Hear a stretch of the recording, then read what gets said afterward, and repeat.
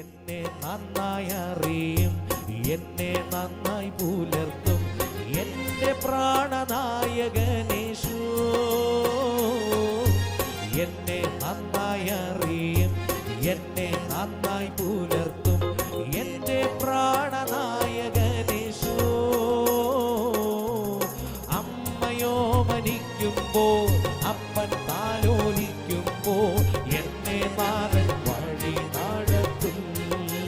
പറഞ്ഞേ, ഓ അമ്മയോ മരിക്കുമ്പോൾ. നമ്മളെല്ലാവരും വിചാരിച്ചിരിക്കുന്ന, പലരും വിചാരിച്ചിരിക്കുന്നേ, സ്തോത്രം, ക്രിസ്ത്യാനി ആയാൽ കഴിഞ്ഞു, നമ്മൾ രക്ഷപ്പെട്ടു എന്നാണ് പലരും ചിന്തിക്കുന്നത്. വചനം പറയുന്നത് എന്നെ കർത്താവേ കർത്താവേ എന്ന് വിളിക്കുന്ന ഏവനും അല്ല, സ്വർഗസ്ഥനായ എൻ്റെ പിതാവിൻ്റെ ഇഷ്ടം ചെയ്യുന്നവൻ മാത്രമേ എവിടെ പോകത്തുള്ളൂ, സ്വർഗത്തിനകത്ത്. ഈ ലോകം കണ്ടതിൽ വെച്ച് ഏറ്റവും നല്ല ഗുരുവാണ് യേശു ക്രിസ്തു. തൻ്റെ ജീവിതം കൊണ്ടാണ് യേശു ക്രിസ്തു ഓരോന്നും പഠിപ്പിച്ചത്, വാക്കുകൾ കൊണ്ടായിരുന്നില്ല. ഈ ലോകത്തിലുള്ള എല്ലാ ഗുരുക്കന്മാരും വാക്കുകൾ കൊണ്ട് പഠിപ്പിച്ചപ്പോൾ യേശു പഠിപ്പിച്ചത് തൻ്റെ ജീവിതം കൊണ്ടായിരുന്നു. മനുഷ്യൻ പലപ്പോഴും ചിന്തിക്കുന്ന കാര്യമാണ്, അവരെന്നോട് സത്യസന്ധമായിട്ട് കാര്യങ്ങളെല്ലാം പറയണം, അവരെന്നോട് വിശ്വസ്തരായിട്ട് ഇരിക്കണം, അവരെല്ലാം എന്നോട് സ്നേഹത്തോടെ ഇരിക്കണം. പക്ഷെ ഞാൻ അവരോട് അങ്ങനെയൊന്നും. നമ്മുടെ പിതാവ് സൽഗുണ സമ്പൂർണനായിരിക്കുന്നത് പോലെ നിങ്ങളും സൽഗുണ സമ്പൂർണർ ആകുവീൻ. നമ്മുടെ മെഷർമെന്റുകൾക്കകത്തൊക്കെ ആമേൻ ദൈവത്തിന്റെ അളവുകോല് വെക്കണം, ദൈവത്തിന്റെ അളവുകോല് വെക്കുന്നവരായി തീരണം. അവൻ ഏത് കുലത്തിലാണെന്നോ, ഏത് പള്ളിയിൽ പോകുന്ന വ്യക്തിയാണെന്നോ, ഏത് ജാതിയിൽപ്പെട്ടവനാണെന്നോ, എന്ത് ജോലി ചെയ്യുന്നവനാണെന്നോ നമ്മൾ എന്ത് ചെയ്യരുത്, കൺസിഡർ ചെയ്യരുത്. നമ്മളൊരു ഭവനത്തിനകത്തേക്ക് കയറി ചെല്ലുമ്പോൾ, ഒരു പ്രശ്നത്തിനകത്തിരിക്കുന്ന വ്യക്തിയെ കാണുമ്പോൾ നമ്മുടെ ഉള്ളിൽ വസിക്കുന്ന പരിശുദ്ധാത്മാവിന്റെ സമാധാനം അവൻ്റെ ഉള്ളിൽ പകരാനുള്ളൊരു കൃപ നമ്മൾ പ്രാപിക്കണം. സ്തോത്രം. നമ്മുടെ വാക്കുകളിലൂടെ സമാധാനം കൊടുക്കുന്നവരായിരിക്കണം. ഇല്ലാത്തതിനെ നോക്കി നീ കുറ്റം പറഞ്ഞിരിക്കുന്ന സമയം നീ ദൈവം നിനക്ക് തന്നതിനെ ഉപയോഗപ്പെടുത്താൻ പഠിക്കുക. സ്തോത്രം. നിനക്ക് നന്മയുണ്ടാകാനും നീ ഭൂമിയിൽ ദീർഘായുസ്സോടെ ഇരിക്കാനും നിന്റെ അപ്പനെയും അമ്മയും ബഹുമാനിക്കാൻ നീ പഠിക്കണം.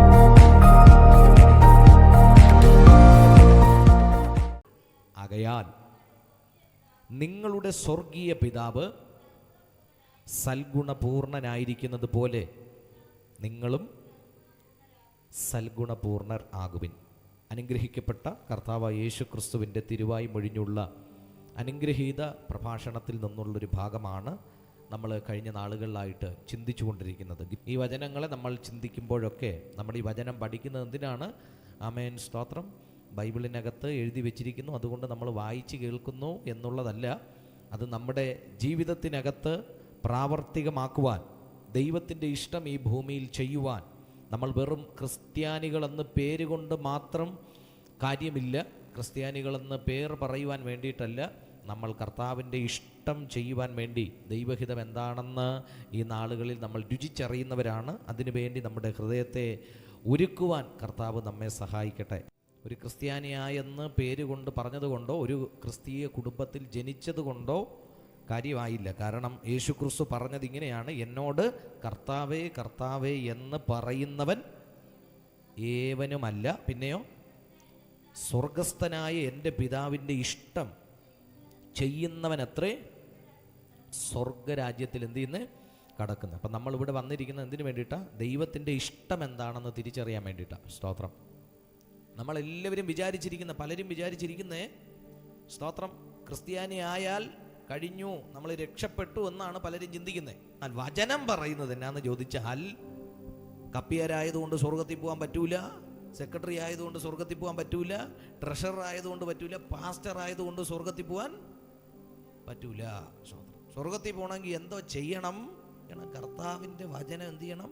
അനുസരിച്ചാലേ പറ്റത്തുള്ളൂ. അതാണ് പറഞ്ഞത്, എന്നെ കർത്താവേ കർത്താവേ എന്ന് വിളിക്കുന്ന ഏവനും അല്ല. സ്തോത്രം. ഹല്ലേലൂയ. ദൈവത്തിന് മഹത്വം ഉണ്ടാകട്ടെ. അങ്ങനെ കർത്താവേ കർത്താവേ എന്ന് വിളിക്കുന്ന എല്ലാവരും പോകാനായിരുന്നെങ്കിൽ, കള്ളന്മാരും മോഷ്ടിക്കാൻ പോകുന്നതിന് മുമ്പ് എന്താ പറഞ്ഞിട്ട് പോകുന്നത്? കർത്താവേ. വേണമെങ്കിൽ കുരിശടിയിൽ കൊണ്ട് മെഴുകുതിരിയും കത്തിച്ച് വെച്ചിട്ട് പോകുന്നവർ കാണും, അല്ലേ? ഈ കള്ളം കഞ്ചാവ് അടിക്കാൻ പോകുന്നവരും എല്ലാവരും. ഞാനിന്നാൾ നോക്കിയപ്പോൾ ഒരാൾ കുടിച്ച് ഒരു ബോധവും ഇല്ല, പുള്ളിക്ക് ഭയങ്കര ഭക്തി, വന്ന് നിന്ന് ഈ കുരിശടിയുടെ ഫ്രണ്ടിൽ നിന്ന് ഒയ്യോ ഗ്ലാസ്സിലൊക്കെ വന്നിട്ട് മുത്തുന്ന മുത്തം കണ്ട, കുടിച്ച് വെളിവില്ലാഞ്ഞിട്ട.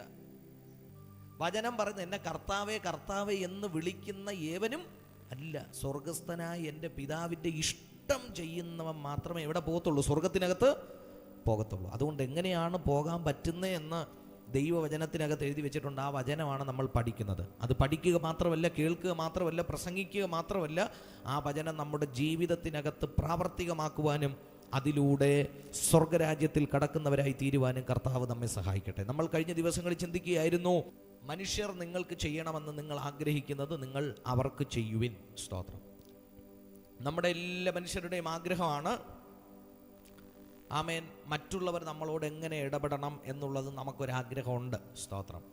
എൻ്റെ ഭർത്താവ് എന്നോട് എങ്ങനെ ഇടപെടണം, എൻ്റെ ഭാര്യ എന്നോട് എങ്ങനെ ഇടപെടണം, എൻ്റെ മക്കൾ എന്നോട് എങ്ങനെ ഇടപെടണം, എൻ്റെ സഹോദരങ്ങൾ എന്നോട് എങ്ങനെ ഇടപെടണം, എൻ്റെ സ്നേഹിതർ എന്നോട് എങ്ങനെയായിരിക്കണം ഇടപെടേണ്ടത് എന്നൊക്കെ നമുക്ക് നമ്മുടേതായിട്ടുള്ള ചിന്താഗതികളുണ്ട്. സ്തോത്രം. മറ്റുള്ളവർ എങ്ങനെയാണ് നമ്മോട് ഇടപെടേണ്ടതെന്ന് നമുക്ക് ഭയങ്കര ആഗ്രഹങ്ങളുണ്ട്. പക്ഷെ കർത്താവ് പറഞ്ഞത്, അവർ നിങ്ങളോട് എങ്ങനെയാണോ ഇടപെടണമെന്ന് നിങ്ങൾ ആഗ്രഹിക്കുന്നത് അതുപോലെ നിങ്ങൾ എന്ത് ചെയ്യണം, അതുപോലെ വേണം നിങ്ങൾ എന്ത് ചെയ്യാൻ, അവരോട് ഇടപെടുവാൻ. സ്തോത്രം. അങ്ങനെ വേണം നിങ്ങൾ അവരോട് ഇടപെടുവാൻ. സ്തോത്രം. ഹല്ലേലൂയ. കർത്താവിന് മഹത്വം ഉണ്ടാകട്ടെ. മനുഷ്യൻ്റെ കാര്യമാണ്, മനുഷ്യൻ പലപ്പോഴും ചിന്തിക്കുന്ന കാര്യമാണ്, അവരെന്നോട് സത്യസന്ധമായിട്ട് കാര്യങ്ങളെല്ലാം പറയണം, അവരെന്നോട് വിശ്വസ്തരായിട്ട് ഇരിക്കണം, അവരെല്ലാം എന്നോട് സ്നേഹത്തോടെ ഇരിക്കണം. പക്ഷെ ഞാൻ അവരോട് അങ്ങനെയൊന്നും, എനിക്കങ്ങനെയൊന്നും പറ്റൂല, എന്നോടെല്ലാവരും നല്ലതായിട്ട് ഇരിക്കണം. സ്തോത്രം. കർത്താവ് പറയുന്നു, ആദ്യം നമ്മൾ എന്ത് ചെയ്യണം, ശരി ആവണം. സ്തോത്രം. നമ്മൾ ആദ്യം ശരിയാകണം, നമ്മൾ ആദ്യം ശരിയാകണം, നമ്മൾ മാതൃക കാണിച്ചു കൊടുക്കണം. നമ്മളാണ് യേശുവിൻ്റെ മക്കൾ. 5 പോയിന്റുകളെന്ന് പറഞ്ഞ് ഏതൊക്കെയായിരുന്നു? ഒന്നാമത്, നിഷ്കളങ്കമായി സ്നേഹിക്കുന്നവരായിരിക്കുക. രണ്ടാമത്, പരസ്പരം ക്ഷമിക്കുന്നവരായിരിക്കുക. മൂന്നാമത്, നമ്മൾ ചിന്തിക്കുന്നു, സമാധാനമായിട്ട് നമ്മൾ ഇരിക്കുക. നാലാമത്, പരോപകാരിയായിട്ടിരിക്കുക. അഞ്ചാമത്, വിശ്വസ്തരായിട്ടിരിക്കുക. സ്തോത്രം. ആ പോയിന്റിലേക്ക് നമുക്ക് ശ്രദ്ധയെത്തിരിക്കാം. സമാധാനപരമായിരിക്കുക. സ്തോത്രം. സകല മനുഷ്യരോടും സമാധാനപരമായിരിക്കുക. സ്തോത്രം. അടുത്തിരിക്കുന്നയാൾക്ക് കൈ കൊടുത്തിട്ട് പറഞ്ഞേ, സമാധാനത്തോടിരിക്കണം എന്ന് പറഞ്ഞേ. ആമേൻ. മറ്റുള്ളവർക്ക് സമാധാനം കൊടുക്കണം കേട്ടോ. നിങ്ങൾ സമാധാനം നിങ്ങൾക്ക് മാത്രം വെച്ചുകൊണ്ടിരിക്കരുത്, നിങ്ങൾ മറ്റുള്ളവർക്ക് സമാധാനം കൊടുക്കുന്നവരായിരിക്കണം. സ്തോത്രം. ഹല്ലേലൂയ. ദൈവത്തിൻ്റെ മഹത്വം, കർത്താവിന് മഹത്വം. ഈ യഹൂദന്മാരുടെ കൾച്ചർ അനുസരിച്ച് അവർ പരസ്പരം കണ്ടുമുട്ടുമ്പോൾ, 2 യഹൂദന്മാർ പരസ്പരം കണ്ടുമുട്ടുമ്പോൾ അവർ ചെയ്യുന്നൊരു കാര്യമുണ്ട്. എന്തുവാണെന്നറിയാമോ? എന്തോ ചെയ്യുന്നേ? കുറ്റം പറയുമെന്നോ? ആരോ പറയുന്നതോ കുറ്റം പറയുമെന്ന് പരസ്പരം. അങ്ങനെയല്ല, നമ്മളെ പോലെയല്ല. സ്തോത്രം. യഹൂദന്മാർ പരസ്പരം കാണുമ്പോൾ അവർ പറയുന്നൊരു കാര്യമുണ്ട്, ഷാലോം. അവർ നെഞ്ചോട് നെഞ്ച് ചേർന്ന് ആലിംഗനം ചെയ്തിട്ട് പറയും ഷാലോം എന്ന് പറഞ്ഞാൽ എന്നാണെന്നറിയാമോ? നിങ്ങൾക്ക് സമാധാനം എന്നാണ് ആ വാക്കിൻ്റെ അർത്ഥം. നിങ്ങൾക്ക് സമാധാനം. യഹൂദന്മാർ ചെയ്യുന്നൊരു കാര്യമാണ്. മുസ്ലിങ്ങളുടെ ഇടയിൽ നമ്മൾ നോക്കി, അവർ പരസ്പരം കാണുമ്പോൾ ഒരു വാക്ക് പറയും. എന്തുവായിരുന്നു? അസ്ലാമു അലൈക്കും. അപ്പൊ മറ്റേ ആൾ തിരിച്ചു പറയും വാലൈക്കും ഉസ്സലാം എന്ന് പറഞ്ഞാൽ നിങ്ങൾക്ക് സമാധാനം. അപ്പൊ പുള്ളി തിരിച്ചു പറയുകയാണ്, നിങ്ങളോടും കൂടെ ആ സമാധാനം ഇരിക്കട്ടെ. സ്തോത്രം. അത് അറബി നാടും യഹൂദ ദേശവും അടുത്തടുത്തുള്ള അയൽ രാജ്യങ്ങളാണ് കേട്ടോ. അപ്പോൾ കൾച്ചറൊക്കെ ഏകദേശം ഒരേപോലെയാണ്. സ്തോത്രം. അപ്പോൾ ഈ യഹൂദന്മാർ ചെയ്യുന്ന കാര്യമാണ്, പരസ്പരം അവർ കാണുമ്പോൾ എന്ത് ചെയ്യും? വന്ദനം പറയും, വന്ദനം ചെയ്യും. സ്തോത്രം. നമ്മൾ പള്ളിയിൽ വന്ന് ആരാധന കഴിഞ്ഞിട്ട് പരസ്പരം മിണ്ടാൻ നിൽക്കാതെ ഉണ്ടയിടുന്ന വ്യക്തികളുണ്ട്. സ്തോത്രം. അവർ ചിലർ ആരാധനയ്ക്ക് വരുന്നതും അറിയത്തില്ല, പോകുന്നതും പലരും ഇവിടുത്തെ കാര്യമല്ല, ഇവിടെ എല്ലാവരും ആരൊക്കെ വരുന്നുണ്ടെന്ന് എനിക്ക് കൃത്യമായിട്ട് അറിയാം. സ്തോത്രം. എന്നാൽ ചിലയിടങ്ങളിൽ പോകുമ്പോൾ ആരൊക്കെ വരുന്നുണ്ടെന്നോ ആരൊക്കെ പോകുന്നുണ്ടെന്നോ പോലും അറിയാൻ പറ്റത്തില്ല. സ്തോത്രം.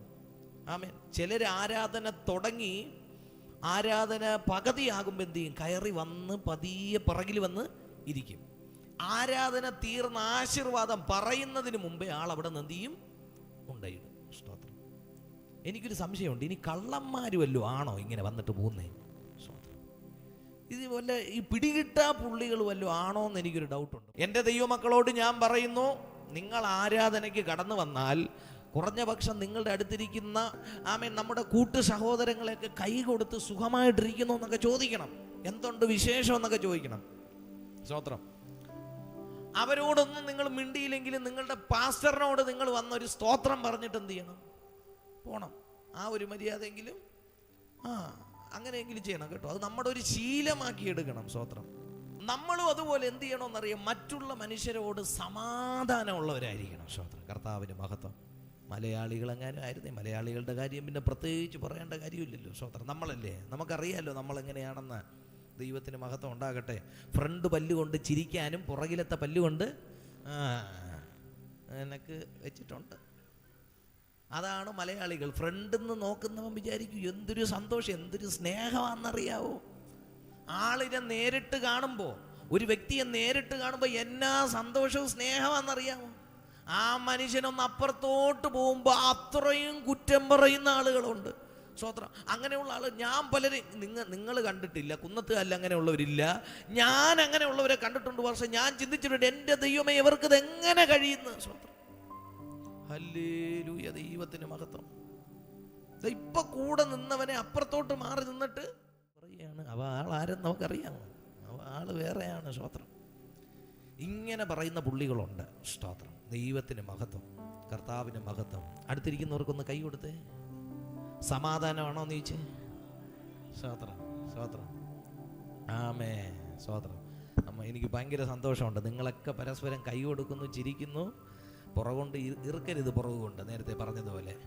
ദൈവത്തിന് മഹത്വം. ഹല്ലേലൂയ. ദൈവത്തിന് മഹത്വം. കർത്താവിന് മഹത്വം. സ്തോത്രം. നമ്മളൊക്കെ പരസ്പരം സമാധാനമുള്ളവരായിരിക്കണമെന്നേ. സ്തോത്രം. ഹല്ലേലൂയ. നമ്മൾ പരസ്പരം സ്നേഹിക്കുന്നവരായിരിക്കണം, പരസ്പരം സമാധാനമുള്ളവരായിരിക്കണം. സ്തോത്രം. ഒരുവന്റെ വീഴ്ചയിൽ നമ്മൾ അവനെ കരം പിടിക്കുന്നവരായിരിക്കണം. സ്തോത്രം.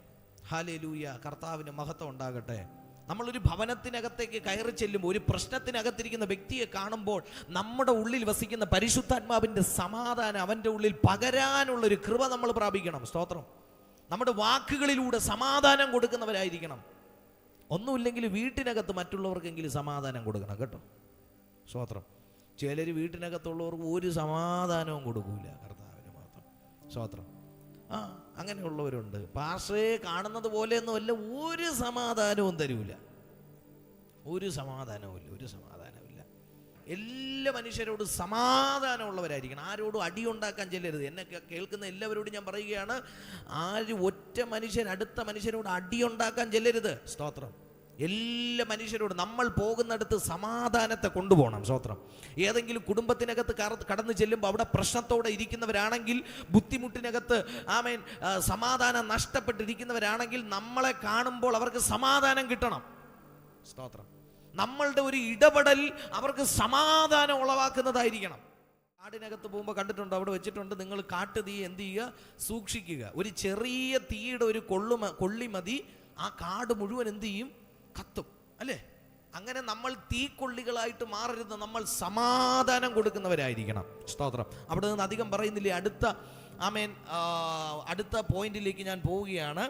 മറ്റുള്ളവർക്ക് ഉപകാരം ചെയ്യുന്നവരായിരിക്കുക. നമ്മൾ പരോപകാരിയായിരിക്കുക. സ്തോത്രം. ആവശ്യത്തിലിരിക്കുന്നവനെ സഹായിക്കാനുള്ളൊരു മനസ്സ് ഒരു ക്രിസ്ത്യാനി കാണിക്കണം. കർത്താവ് നമുക്ക് കാണിച്ചു തന്ന മാതൃകയാണ്. ആവശ്യത്തിലിരിക്കുന്നവനെ, നിരാശയിലിരിക്കുന്നവനെ, വിശന്നിരിക്കുന്നവന് ആഹാരം കൊടുക്കുവാൻ നമ്മൾ ശീലിക്കണം. സ്തോത്രം. നമ്മുടെ മക്കളെ അത് പഠിപ്പിക്കണം. ഈ സ്വഭാവ രൂപീകരണം എന്ന് പറയുന്നൊരു സംഭവമുണ്ട്. നമ്മുടെ സ്വഭാവം, നമ്മുടെ സ്വഭാവ രൂപീകരണം കിട്ടുന്നത് എവിടാണെന്നറിയാമോ? നമ്മൾ ജനിച്ചു വളരുന്ന വീടിൻ്റെ ചുറ്റുപാടിൽ നിന്നും നമ്മൾ ഇടപെടുന്ന ആളുകളിൽ നിന്നും ഒക്കെയാണ് ഈ സ്വഭാവ രൂപീകരണത്തെ നമുക്ക് കിട്ടുന്നത്. സ്തോത്രം. നമ്മളൊരു ബസ്സിൽ യാത്ര ചെയ്യുമ്പോൾ, തിരക്കുള്ള ബസ്സിൽ യാത്ര ചെയ്യുന്ന സമയത്ത് ഒരു വൃദ്ധനായ മനുഷ്യൻ, നമ്മളെക്കാളും പ്രായമുള്ളൊരു വ്യക്തി, ആരോഗ്യം ക്ഷയിച്ച ഒരു വ്യക്തി കടന്നു വരുമ്പോൾ നമ്മൾ സീറ്റിലിരിക്കുകയാണെങ്കിൽ എഴുന്നേറ്റ് നിൽക്കാനുള്ളൊരു മാന്യത ഏതെങ്കിലും സ്കൂളിൽ പഠിപ്പിക്കുന്നതാണോ? അല്ല. അത് നമ്മൾ ജനിച്ചു വളരുന്ന ചുറ്റുപാടിനകത്തുനിന്ന് നമ്മൾ പ്രാപിച്ചെടുക്കുന്നതാണല്ലേ. ഇങ്ങനെ ഒത്തിരി കാര്യങ്ങളുണ്ട്. ഒരാൾ വിശന്നിരിക്കുന്ന ഒരാളെ കണ്ടാൽ അയാൾക്ക് ആഹാരം മേടിച്ചു കൊടുക്കാനുള്ള ഒരു സ്വാഭാവികമായൊരു മനുഷ്യത്വം. സ്തോത്രം. പ്രിയപ്പെട്ട കുഞ്ഞുങ്ങളെ, നമ്മൾ സ്കൂളിൽ പോകുമ്പോൾ ഒരുപക്ഷെ നമ്മൾ എങ്ങനെയാണ് ജീവിക്കേണ്ടതെന്ന്, മറ്റുള്ളവരോട് എങ്ങനെ ഇടപെടണമെന്ന്, മറ്റുള്ളവരോട് എങ്ങനെ ആയിരിക്കണമെന്ന് ഒരുപക്ഷെ സ്കൂളിൽ പഠിപ്പിക്കത്തില്ല. എന്നാൽ എനിക്ക് ഉറപ്പോടെ പറയാൻ പറ്റും, വചനമനുസരിക്കുന്ന ഒരു ദൈവ പൈതലിന് ഇതൊന്നും മറ്റുള്ളവർ പഠിപ്പിച്ചില്ലെങ്കിലും വചനം വായിക്കുന്നവന് ഈ കാര്യങ്ങളെക്കുറിച്ച് നല്ല ബോധ്യം ഉണ്ടാകും. സ്തോത്രം. കാരണം ഈ ലോകം കണ്ടതിൽ വെച്ച് ഏറ്റവും നല്ല ഗുരുവാണ് യേശു ക്രിസ്തു. തൻ്റെ ജീവിതം കൊണ്ടാണ് യേശു ക്രിസ്തു ഓരോന്നും പഠിപ്പിച്ചത്. വാക്കുകൾ കൊണ്ടായിരുന്നില്ല. ഈ ലോകത്തിലുള്ള എല്ലാ ഗുരുക്കന്മാരും വാക്കുകൾ കൊണ്ട് പഠിപ്പിച്ചപ്പോൾ യേശു പഠിപ്പിച്ചത് തൻ്റെ ജീവിതം കൊണ്ടായിരുന്നു. സ്തോത്രം, ഹല്ലേലൂയ, കർത്താവിൻ്റെ മഹത്വം ഉണ്ടാകട്ടെ. എങ്ങനെ ഒരു നല്ല മനുഷ്യനായിട്ട് മനുഷ്യരോട് ഇടപെടണം, എങ്ങനെ നിന്റെ സഹജീവികളോട് നിങ്ങൾ ഇടപെടണം എന്നുള്ളത് കൃത്യമായിട്ട് യേശു ക്രിസ്തു തൻ്റെ ജീവിതത്തിലൂടെ നമുക്ക് കാണിച്ചു തന്നിട്ടുണ്ട്. ആമേൻ. ഞാൻ പറഞ്ഞു വരുന്നത് പരോപകാരിയായിരിക്കുക. നമ്മൾ ആരായിരിക്കുക? പരോപകാരിയായിരിക്കുക. സ്തോത്രം.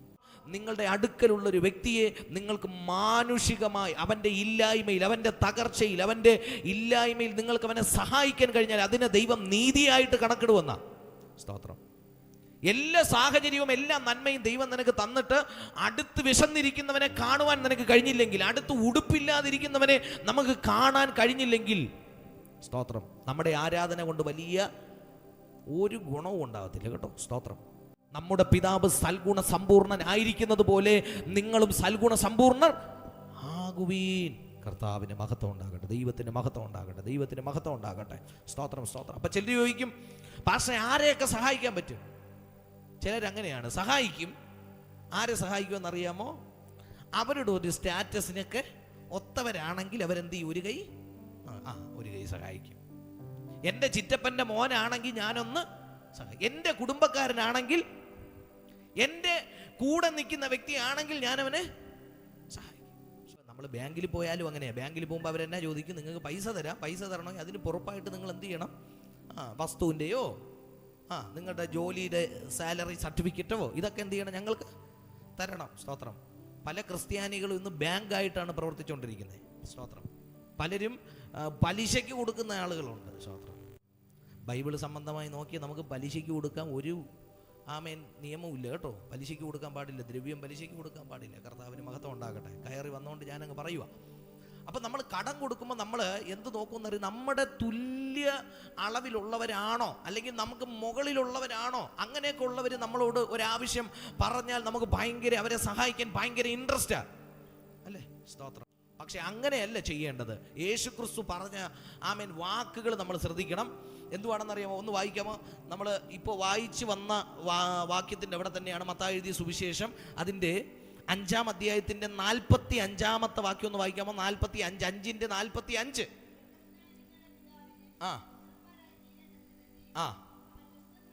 അവൻ ദുഷ്ടന്മാരുടെ മേലും നല്ലവരുടെ മേലും സൂര്യനെ ഉദിപ്പിക്കുകയും നീതിമാന്മാരുടെ മേലും നീതി കെട്ടവരുടെ മേലും മഴ പെയ്യുകയും ചെയ്യുന്നുവല്ലോ. അടുത്ത് അവിടെയാണ് നമ്മൾ വായിച്ച വാക്യം, നിങ്ങളെ സ്നേഹിക്കുന്നവരെ മാത്രം സ്നേഹിച്ചാൽ നിങ്ങൾക്ക് എന്ത് പ്രതിഫലം കിട്ടും? സ്തോത്രം. അപ്പോൾ യേശു ക്രിസ്തു പറഞ്ഞത് എന്നാണെന്നറിയാമോ? നീ ഒരാളെ പരോപകാരിയായിരിക്കുമ്പോൾ, ഒരാൾക്കൊരു സഹായം ചെയ്യുമ്പോൾ, അവൻ ഏത് കുലത്തിലാണെന്നോ, ഏത് പള്ളിയിൽ പോകുന്ന വ്യക്തിയാണെന്നോ, ഏത് ജാതിയിൽപ്പെട്ടവനാണെന്നോ, എന്ത് ജോലി ചെയ്യുന്നവനാണെന്നോ നമ്മൾ എന്ത് ചെയ്യരുത്? കൺസിഡർ ചെയ്യരുത്. സ്തോത്രം, ഹല്ലേലൂയ, സ്തോത്രം. ദൈവത്തിന് മഹത്വം ഉണ്ടാകട്ടെ. നമ്മുടെ മെഷർമെന്റുകൾക്കകത്തൊക്കെ ദൈവത്തിന്റെ അളവുകോല് വെക്കണം. ദൈവത്തിന്റെ അളവുകോല് വെക്കുന്നവരായി തീരണം. കർത്താവ് പറയുന്നത്, ഞാൻ നല്ലവരുടെ മേലും അവിശ്വാസിയുടെ മേലും നീതിമാന്റെ മേലും ദുഷ്ടന്റെ മേലും എന്ത് ചെയ്യുന്നു? മഴ പെയ്യിക്കുന്നു.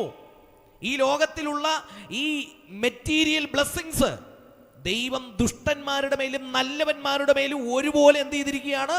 കൊടുത്തിരിക്കുക. നമ്മൾ സൽഗുണ സമ്പൂർണരാകണമെങ്കിൽ നമ്മുടെ മെഷർമെന്റുകളൊക്കെ മാറ്റിയിട്ട് കർത്താവ് സ്നേഹിച്ചതുപോലെ, കർത്താവ് പറഞ്ഞതുപോലെ ജീവിക്കാൻ നമ്മൾ റെഡിയാകണം. സ്തോത്രം, സ്തോത്രം. കഴിഞ്ഞ ദിവസം ഞാൻ പറഞ്ഞ സമയത്ത് പറഞ്ഞു വായ്പ കൊടുക്കുന്ന കാര്യം. സ്തോത്രം. വായ്പ കൊടുക്കുന്നതും ഒരാളെ സഹായിക്കുന്നതും നമ്മൾ പലപ്പോഴും തിരിച്ച് ലഭിക്കുമെന്ന് വിചാരിച്ചിട്ടാണ് ചെയ്യുന്നത്. സ്തോത്രം.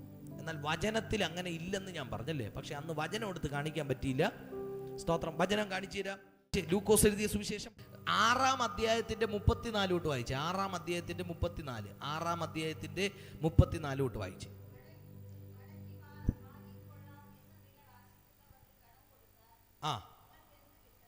മടക്കി വാങ്ങിക്കൊള്ളാമെന്ന് ആശിക്കുന്നവർക്ക് നിങ്ങൾ കടം കൊടുത്താൽ നിങ്ങൾക്ക് എന്ത് കിട്ടും? അടുത്ത്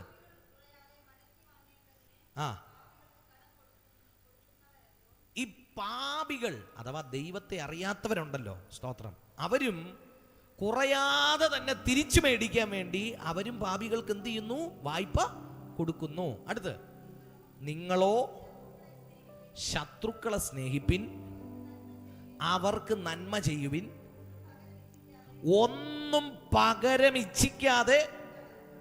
ഓ, ആ വാക്ക് ശ്രദ്ധിക്കണേ. കർത്താവ് പറഞ്ഞു കേട്ടോ, നമ്മൾ എങ്ങനെയാ വ്യത്യസ്തരാകുന്നെന്ന് കണ്ടോ? സ്തോത്രം. കടം കൊടുക്കുമ്പോൾ ഉണ്ടല്ലോ, കടം കൊടുക്കുമ്പോൾ എങ്ങനെ കൊടുക്കണം? ഒന്നും ഇച്ഛിക്കാതെ എന്ത് ചെയ്യണം? നിങ്ങൾ കടം കൊടുപ്പിൻ. ഞാൻ പറഞ്ഞതാണോ? അല്ല, വചനത്തിലുള്ളതല്ലേ. അതുകൊണ്ട് സ്തോത്രം, പരോപകാരിയായിരിക്കുക, മറ്റുള്ളവരെ സഹായിക്കുക, തിരികെ ലഭിക്കുമെന്ന് ഇച്ഛിക്കാതെ മറ്റുള്ളവരെ സഹായിക്കുന്നവരായിരിക്കണം. സ്തോത്രം. തിരികെ ലഭിക്കുമെന്ന് ഇച്ഛിച്ചുകൊണ്ട് സഹായിക്കരുത്. നമ്മൾ എന്ത് ചെയ്താലും തിരികെ ലഭിക്കുമെന്ന് ഇച്ഛിക്കാതെ പ്രതിഫലം സ്വർഗത്തിൽ നിന്ന് ദൈവം നമുക്ക് തരുമെന്നുള്ള പൂർണ്ണ ബോധ്യത്തോടുകൂടി ആ കാര്യങ്ങൾ ചെയ്യാം.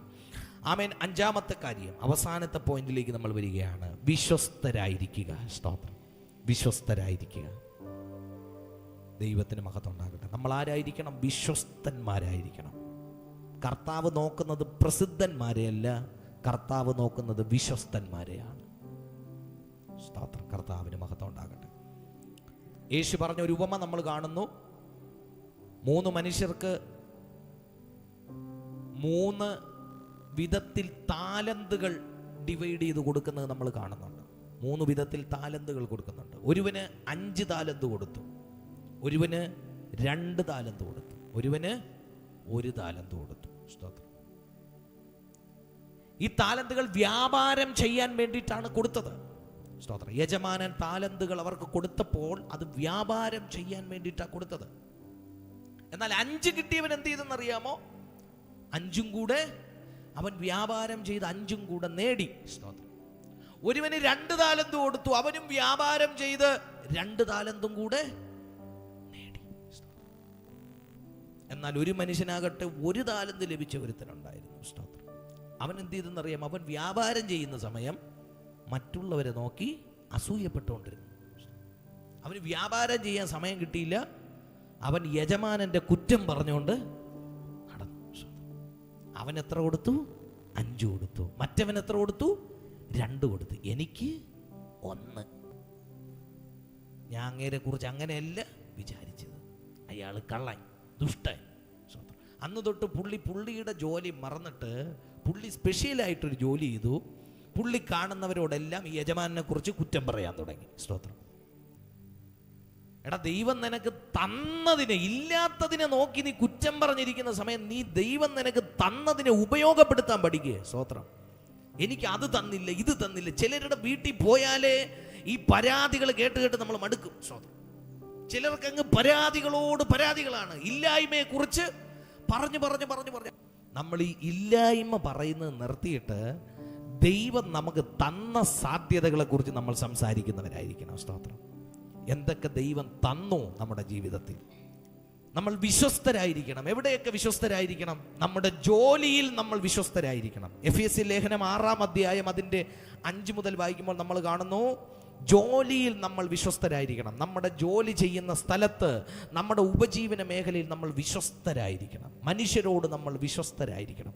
നമ്മുടെ യജമാനന്മാരോട് നമ്മൾ വിശ്വസ്തരായിരിക്കണം. സ്തോത്രം. ഹല്ലേലൂയ. കർത്താവിന് മഹത്വം ഉണ്ടാകട്ടെ. നമ്മളെ ആരെങ്കിലും ഒരു ജോലി ഏൽപ്പിച്ചാൽ പറയാൻ പറ്റണം, അവനൊരു ക്രിസ്ത്യാനി ആയതുകൊണ്ട്, അവനൊരു പെന്തക്കോസ്തുകാരനായതുകൊണ്ട്, അവൻ ആരാധിക്കുന്നവനായതുകൊണ്ട് അവനെ വിശ്വസിച്ചൊരു കാര്യം ഏൽപ്പിക്കാമെന്ന് പറയണം. സ്തോത്രം. ജോലിയിൽ വിശ്വസ്തരായിരിക്കണം. കർത്താവിന് മഹത്വം. ഒത്തിരി കാര്യങ്ങൾ പറയാനുണ്ട്, സമയം പോയതുകൊണ്ട് ഞാനവിടെ നിർത്തുകയാണ്. എഫേസ്യർ 6-5 തൊട്ടൊന്ന് വായിച്ച്. എഫേസ്യർക്ക് എഴുതിയ ലേഖനം 6-ാം അധ്യായത്തിൻ്റെ 5 തൊട്ടൊന്ന് വായിച്ച്. ദാസന്മാരെ, ജഡപ്രകാരം യജമാനന്മാരായവരെ ക്രിസ്തുവിനെ പോലെ തന്നെ ഭയത്തോടും അനുസരിപ്പിൻ. സ്തോത്രം.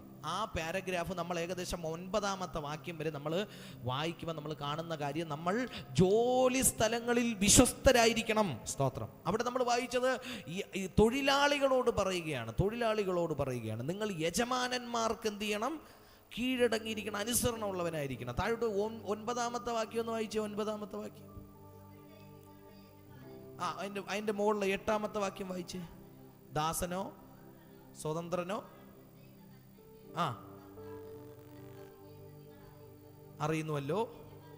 യജമാനന്മാരെ, അടുത്ത് യജമാനന്മാരോട് പറയുക. സ്തോത്രം. എന്ന് വെച്ചാൽ കീഴിൽ പണിക്കാരെ വെച്ച് ജോലി ചെയ്യിപ്പിക്കുന്ന ആളുകളോട് പറയുക. ചിലര് താഴെ ഇരിക്കുമ്പോൾ എല്ലാം കൃത്യമായിട്ട് ചെയ്യുന്നവരുണ്ട്. യജമാനന്മാരെന്ന് പറഞ്ഞാൽ അവർക്ക് പേടിയാണ്. ദൈവം ഉയർച്ച കൊടുത്ത് ഇവര് മുതലാളിമാരാവും. സ്തോത്രം. ഇവരാരാവും? മുതലാളിമാരാവും. ഞാൻ പറഞ്ഞത് വിശ്വസ്തരായിരിക്കണം. എത്ര ദൈവം ഉയർത്തിയാലും എന്ത് ചെയ്യണം? വിശ്വസ്തർ. ചിലർക്ക് താഴ്ചയിലിരിക്കുമ്പോൾ വിശ്വസ്തരായിട്ടിരിക്കാൻ അറിയാം. അതാണ് ഞാൻ പറഞ്ഞു വന്നത്. താഴ്ചയിലിരിക്കുമ്പോൾ വിശ്വസ്തരായിട്ട് ഇരിക്കും. ആരാധനകളൊന്നും മുടക്കത്തില്ല. അത്രയും തീഷ്ണതയോടുകൂടെ ഇല്ലായ്മയിൽ ആരാധിക്കും. ദൈവം എന്തെങ്കിലുമൊക്കെ കൊടുക്കുമ്പോൾ, ഇന്ന് ഒരു വണ്ടിയേ ഉള്ളൂ, ചിലപ്പോൾ ദൈവം 2 വണ്ടി കൂടെ തരും. അപ്പൊ നമ്മൾ ആരായി മാറും? തൊഴിലാളിയായിരുന്നയാള് മുതലാളിയായിട്ട് മാറും. അപ്പോഴും ദൈവത്തിന്റെ വചനം പറയുന്നത് നിങ്ങളുടെ തൊഴിലാളികളോട്, യജമാനന്മാരെ. അപ്പോഴും തിരിഞ്ഞു നിന്നിട്ട് തൊഴിലാളികളെടുത്ത് ചീത്ത വിളിക്കാൻ വേണ്ടി നിൽക്കരുത്. എടാ, ഞാൻ വലിയ മുതലാളിയാണെന്ന് പറഞ്ഞ് കോളറിൽ പിടിച്ച് നിൽക്കരുത്. അവരോട് ആരെപ്പോലെ ഇടപെടണം?